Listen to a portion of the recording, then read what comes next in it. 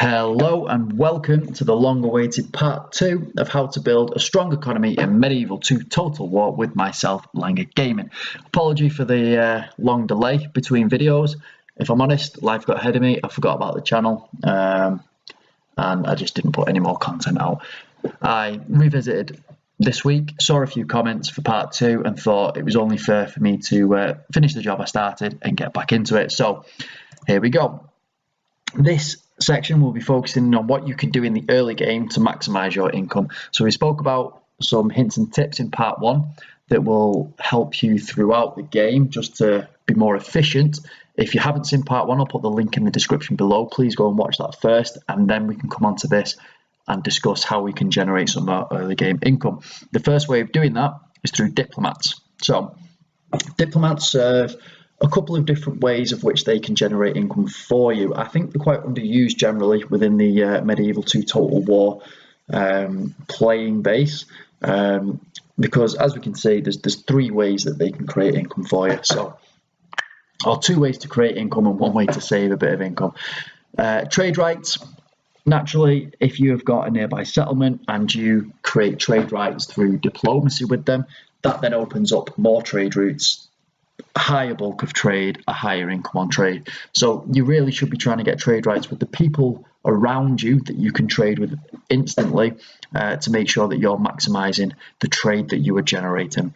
Diplomacy tributes is one that is often underused, I think. So when you enter an alliance setup or when you enter a trade right setup with a faction early doors, at the bottom of that scroll, you will see something along the lines of very generous or balanced or demanding, a couple of different options. And that will tell you what the value of that trade you are offering another faction is. So if you've got a very generous or a generous trade on the table, you may want to look at sort of exploiting that a little bit and trying to create some more income. There's 2 ways you can do that with diplomacy tribute. You can either demand a single payment of X amount of florins instantly, or you can ask for a regular tribute which will give you X amount of florins over a number of turns, or even a combination of the 2 if you want to. As long as you get that scroll no more demanding than balanced, so anything unbalanced you should generally get accepted early game. You will be onto a winner really. I tend to go for about 300 florins for 5 turns, and then if I can push it, I'll add another little single payment on top of that. Alliance, effectively alliance will stop you from warring with other countries, which means you're not going to be spending money on defending yourself. Obviously bear in mind that if you're allying with the nations around you or the factions around you, then at some point you are going to want to expand your empire, so you need to leave yourself a little corridor open to make sure that you can do so. Eventually it's not so bad attacking your allies, but you don't want to be doing it straight away, in my experience anyway, because your reputation will go down and that will make it much harder for you to barter deals going forwards. So mines are the second way you can create income. They're one of my favorites because they give you a very reliable source of income. They can be quite expensive at start, but they will be profitable. And if we have a look at this mine here, this is a level 2 mine, I think, and it costs 3,500 and generates 350 florins per turn. So that means that after 10 turns, every single florin coming out of this mine will be pure profit going into your pocket. Again, yes, it does seem expensive, but you will pay it off, and that income is always there for you. So if you've got a merchant, which we'll talk about later, they can have their assets seized through an acquisition and you can lose them. You may lose trade rights through war with a country. Again, then your income drops. With a mine, as long as you have got that settlement and that mine running, you'll be getting this income each turn. It's so reliable. That's why I like mines personally, and it's one of the things that I always invest in first when I can to create income. Farms give you income in 2 ways. It's not just about generating more food production, i.e. then a higher population. So that is the first way that they generate their income. More farms basically means more food production, which means more population, which means more tax income. So, for example, if you've got 1,000 people in your settlement and they are paying 10 florins tax per turn, you're going to generate 10,000 florins per turn. That's way out of what you will actually generate, but just as an example for the numbers. If you've got 5,000 people paying 10 florins per turn, you're going to generate 50,000 florins. Again, that's way out of the actual numbers, but are just easy numbers, for example. So the more farms you have, or the better farms you have, and the more food production you can get, the higher the population and the higher the tax income you'll get. We've talked about that in part one, so we're just revisiting there. The second way is through harvest income. Now, harvest income, as we can see here, each farm, when you get a harvest, will be worth a certain amount of florins to you.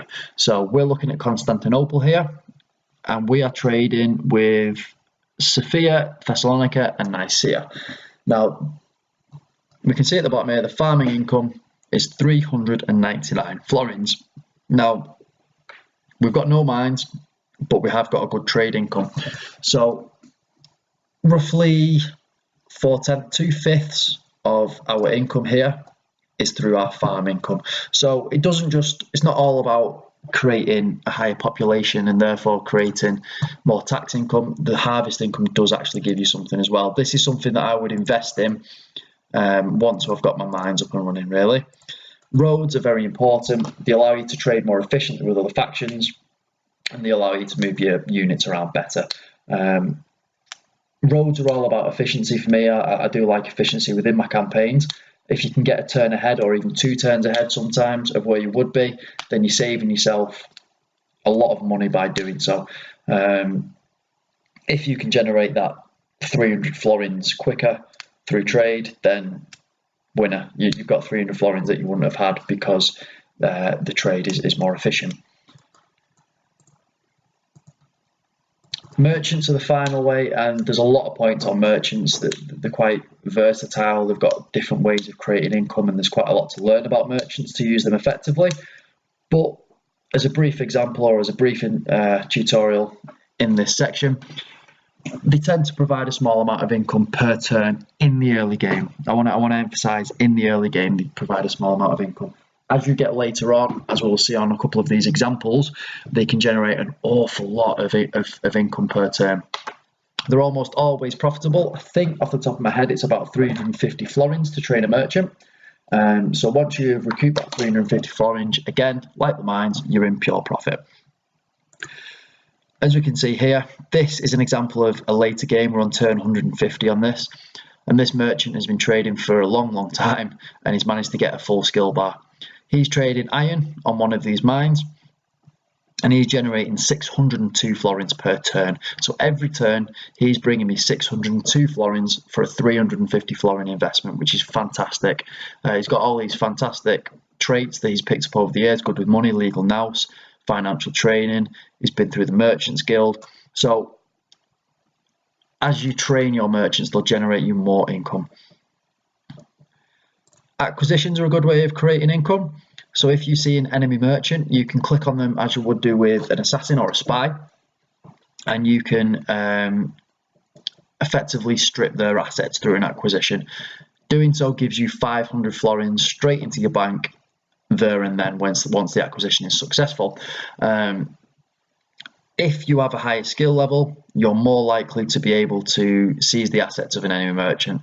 This is the merchant which was full skill level. He's seen an enemy merchant on 2 skill level, and he's got a 95% success rate.